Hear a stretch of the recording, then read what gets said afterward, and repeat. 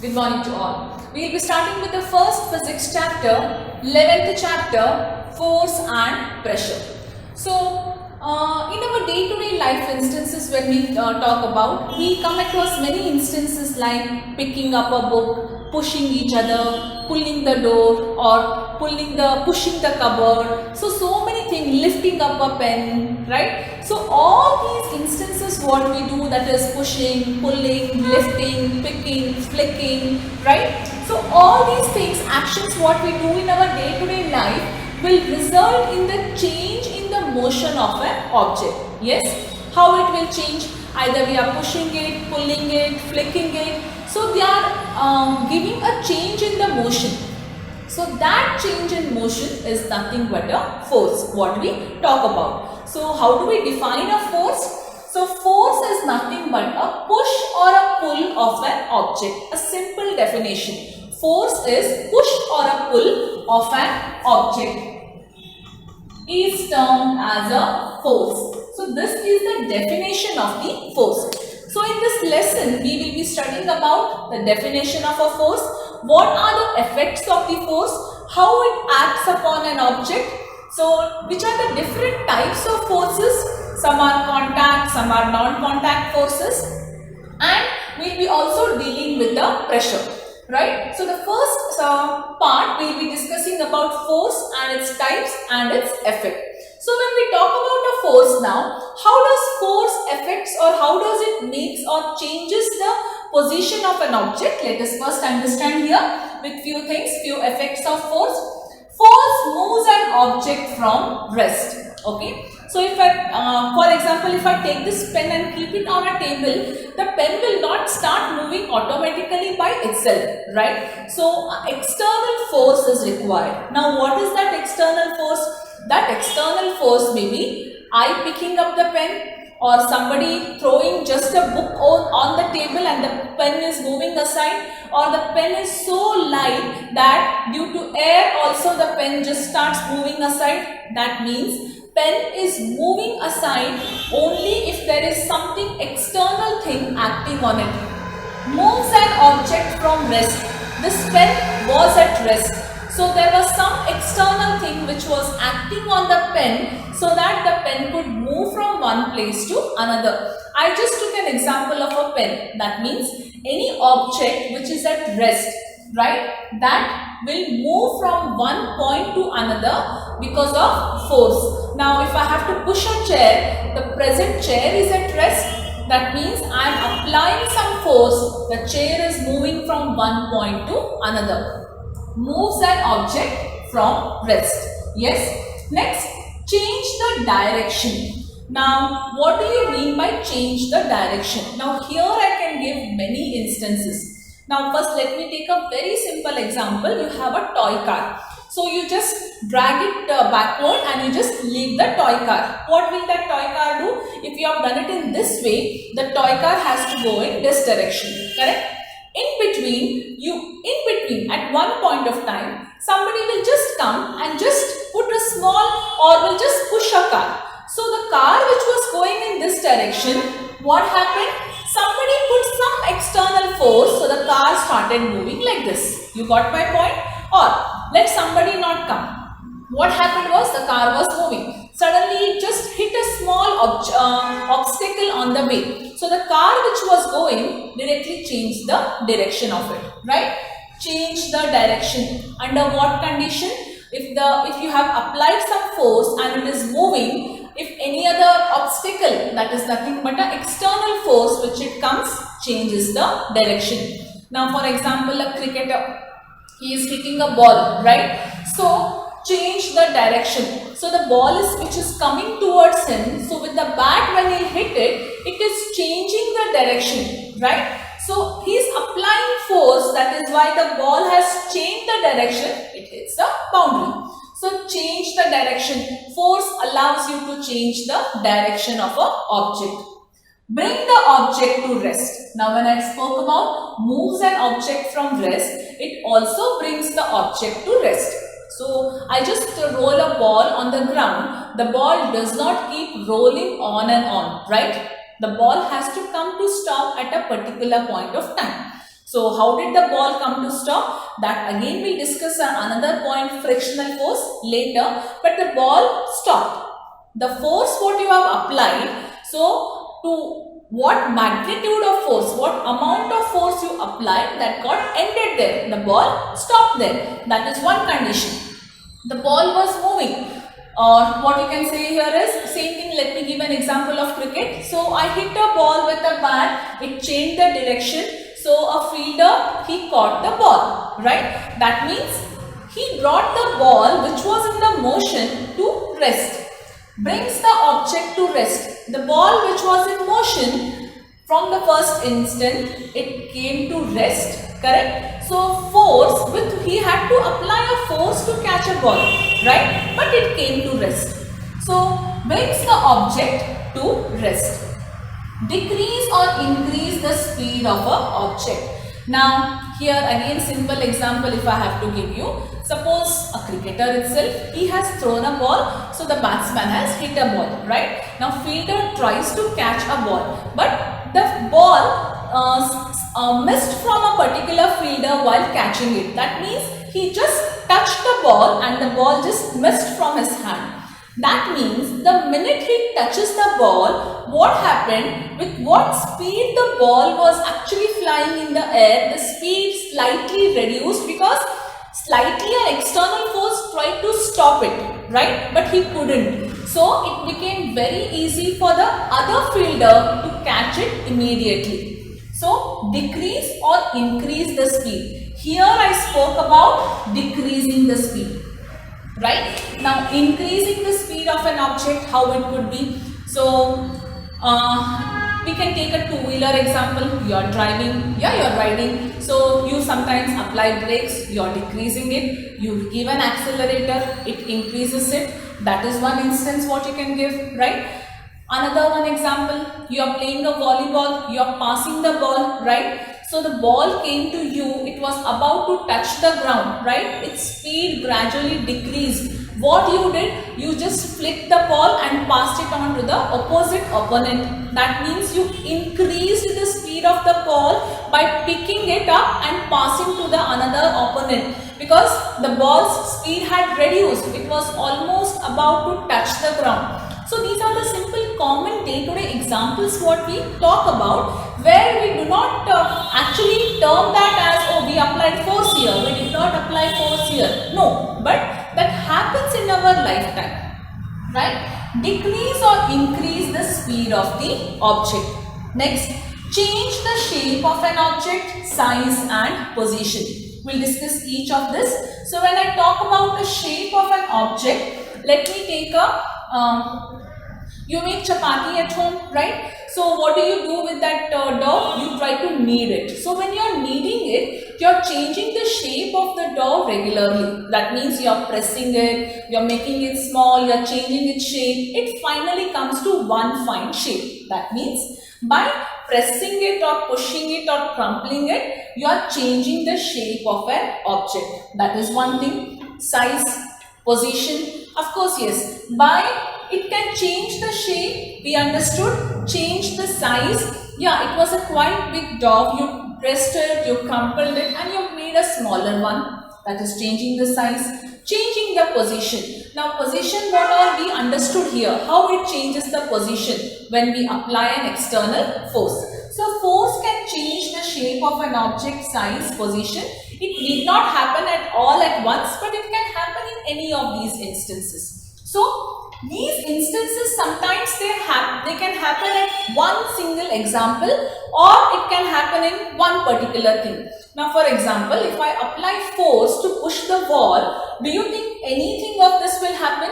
No, nothing of this will happen because the ball is not moving, right? But we are applying force. But in that case, neither it is moving from rest, nor it is changing direction, nor it is bringing to rest, but we are applying force. Now that is different. So all this instance might not happen at once, or it can happen all the instances at a single go itself. So these are the effects of force. Few more effects if I have to talk about. direction of the object will also depend upon magnitude of the force. Now what is magnitude? Magnitude is nothing but number, or we can also give the word as measure, right? In geometry we say magnitude of an angle is 60 degree. That means measure of an angle is 60 degree. So direction of an object also depends upon magnitude of the force. That means suppose if I throw a ball, my friend also throws a ball. Okay, let us take an example of a shot put, right? So what do we do there? We apply the force and we throw the ball, right? It's an iron sphere kind of a thing. So what happens? Mine reaches at a particular point, but my friend's ball has gone much beyond that. That means with what force I have thrown it? Magnitude also changes the direction, or it makes direction. Of course, mine has gone to a particular distance, my friend's ball has gone much beyond that. Magnitude is the number with what greater force I applied to push the object or to pull the object, anything it could be. It can also come here. The shape of an object, when I talk about with what magnitude of force I am applying it in kneading, the shape changes. With what, if a lesser magnitude, it again changes, right? So magnitude, direction of the force also depends upon the magnitude on what we apply, right? Next one. These two things when we have to give, we first understand this by a example. Now, suppose I have to push a cupboard, right? A heavy cupboard it is. So I start pushing it because I have to move from one place to another. So my friend comes with me, gives a helping hand, telling even I will push to help you. So now here what is happening? So one large cupboard or a cubicle box was pushed by one person. So I got another helping hand here. So what did happen? Of course, magnitude of the force increased. That means the object displaced from one position to another easily. So what will happen here? The force got added up, right? My force and my friend's force. That magnitude of force got added up, and the resultant was the body was displaced from one place to another, right? This is one instance condition, or the you can say at one point of time. So next, one case it is, case 1. So let me take in the case 2. The same box I have to shift it to the other direction. I am applying force from here. So at this point of time also my friend has come to help me out, right? But what will my friend do? Instead of giving me a helping hand, instead of pushing it from the same direction, my friend will start pushing from this direction, right? So I am pushing the cupboard from one direction. My friend is pushing the cupboard from the opposite direction. Now, do you think the cupboard will displace? No. Again, it will displace at a position whosever magnitude is greater. So, what example can you think of this? Tug of war. So, what is tug of war? We have a rope and there are two opponents. So, each opponent tries to pull each other, right? So, in that tug of war game, who wins actually? Whoever applies a greater magnitude of force will pull the other opponent to their side, right? If in case both the opponents are applying equal magnitude of force, what will happen? That means the object will neither move this side nor this side. It will be at the equilibrium position. Equilibrium position means rest position. It will be there only. The object will not move. Why? Let me give you an example. I am applying, okay, before that we have a unit to measure force that we will discuss later. I am applying 5 Newton of force. Okay, let me not take Newton, because now Newton, if I ask you, I have to again explain. Let me take one unit. I am applying 5 kg force. Kg is not a unit for force. For your hypothetical explanation, my friend is also applying 5 kg force only, right? Will the object move? No, the object will not move, because we are actually applying equal forces on both the sides. Now suppose if I apply 15 and my friend will apply 5, what will happen? This will slide to another side because my magnitude is greater, right? So with that, let us understand here. So we have two types. We have a type of a balanced force and unbalanced force. So in balanced force, object do not move, or the object is at rest only, in the same position only. In unbalanced force, what happens? The object is displaced,